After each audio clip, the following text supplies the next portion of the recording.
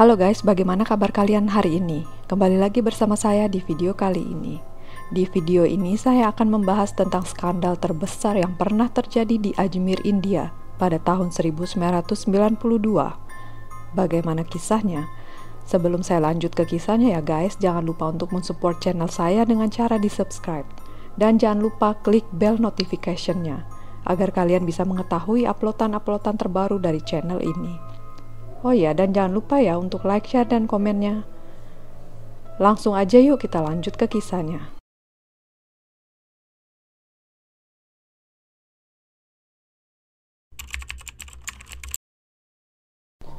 Skandal Ajmer tahun 1992 adalah serangkaian pemerkosaan berkelompok dan pemerasan yang melibatkan 250 siswi di sekolah dan di perguruan tinggi berusia antara 11 dan 20 tahun yang dilaporkan menjadi korban kejahatan ini.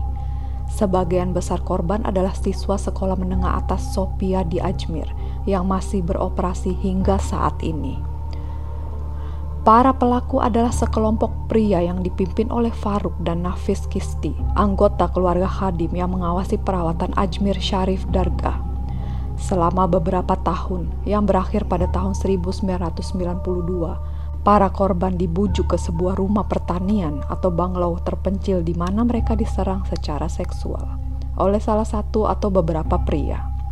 Selain itu, para pelaku mengambil foto bugil atau foto yang memperlihatkan korban mereka yang digunakan untuk mencegah para wanita tersebut berbicara.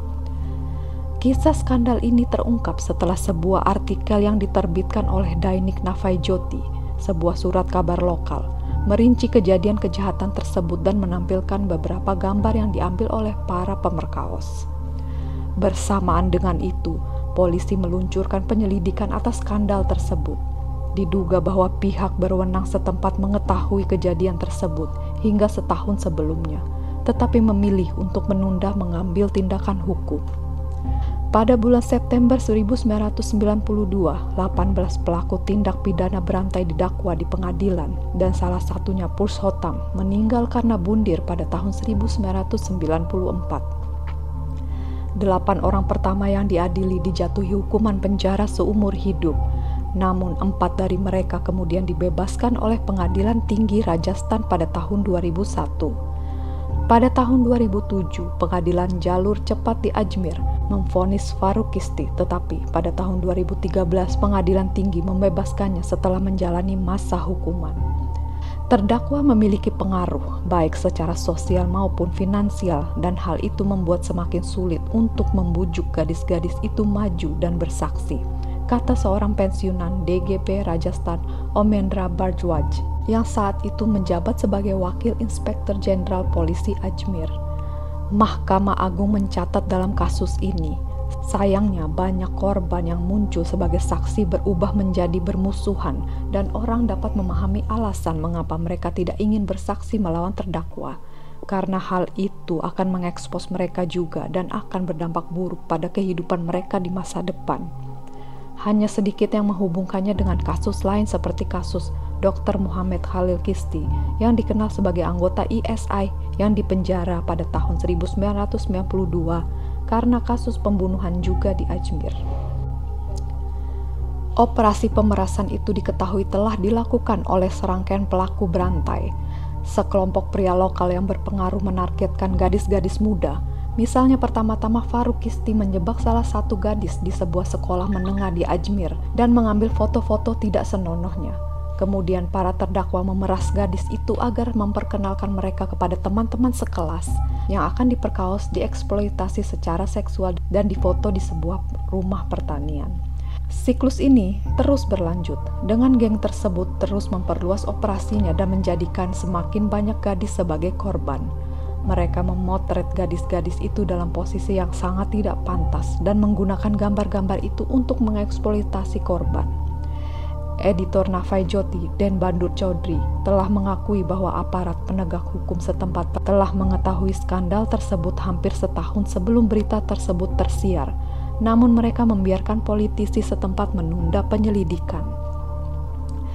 Chaudhry menyatakan bahwa mereka akhirnya memutuskan untuk meneruskan cerita tersebut karena tampaknya itulah satu-satunya cara untuk mendorong pemerintah setempat bertindak. Akhirnya polisi mengajukan laporan terhadap 8 orang terdakwa. Penyelidikan lebih lanjut menghasilkan total 18 orang yang didakwa, dan ketegangan meningkat di kota itu selama beberapa hari. Orang-orang turun ke jalan untuk berunjuk rasa, dan ketegangan di masyarakat meningkat. Aksi mogok kerja selama 3 hari diberlakukan, dan berita-berita berikutnya tentang eksploitasi dan pemerasan yang meluas mulai berdatangan.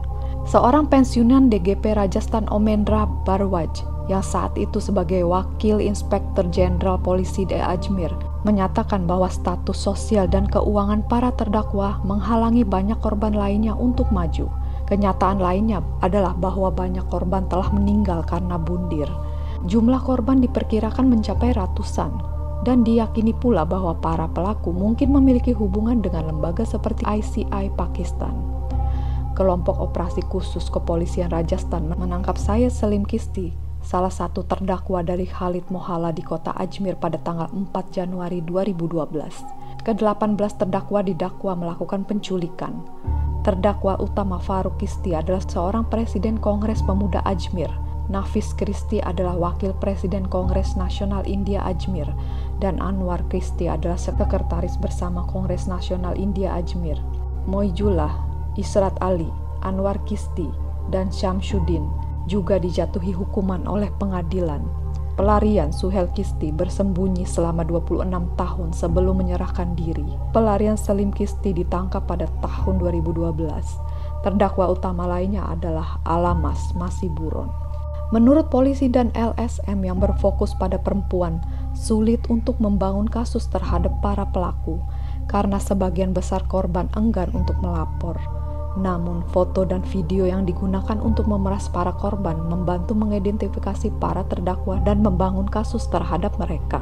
30 korban diidentifikasikan dalam penyelidikan. Dari jumlah tersebut, hanya sekitar selusin yang mengajukan kasus, dan 10 korban kemudian menarik diri. Hanya 2 korban yang melanjutkan kasusnya. Dari 18 terdakwa yang didakwa dengan penculikan dan pemerkosaan massal berdasarkan Undang-Undang Hukum Pidana India tidak senonoh terhadap perempuan, 1 orang telah meninggal karena bundir. Pada tahun 2003, Pengadilan Tinggi Rajasthan menguatkan keputusan tersebut, meskipun mengurangi masa hukuman dari penjara seumur hidup menjadi masa yang telah dijalaninya. Pada tahun 2014, Mahkamah Agung menolak banding yang diajukan oleh negara serta para terpidana. Sebuah majelis hakim terdiri dari Hakim Santosh Hegde dan Hakim BP Singh mengatakan, dengan mempertimbangkan fakta dan keadaan kasus ini, kami berpendapat bahwa tujuan keadilan akan terpenuhi jika hukuman dikurangi menjadi 10 tahun penjara. Setelah pemerkosaan, sebagian besar korban mengalami pelecehan dan ancaman tanpa dukungan dari masyarakat atau keluarga mereka. Menurut penyelidikan polisi, sekitar 6 korban diduga bundir. Ajmer Mahila Samoh yang mencoba membela korban mengundurkan diri setelah menerima ancaman. Tabloid-tabloid kecil menjadi sensasi di Ajmer saat itu. Banyak korban bahkan diduga diperas lebih lanjut oleh tabloid-tabloid dan surat kabar lokal ini. Mereka memiliki akses ke gambar-gambar eksploitasi gadis-gadis itu. Dan pemilik serta penerbit menerima uang dari keluarga gadis-gadis itu untuk menyembunyikannya. Dengan setiap penyerahan diri, hukuman, atau perkembangan lainnya dalam kasus tersebut, para korban harus kembali ke pengadilan, menyebabkan mereka menghidupkan memori kembali tentang kengerian yang dialami mereka berulang kali.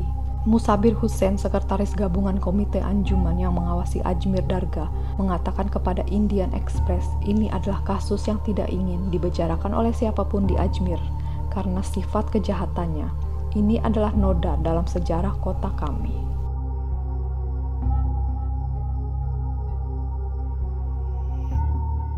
Ya, itu tadi adalah kisah skandal terbesar di Ajmer. Bagaimana pendapat kalian, guys? Jangan lupa untuk komennya ya. Sampai di sini dulu video dari saya. See you in my next video. Thank you for watching. Bye.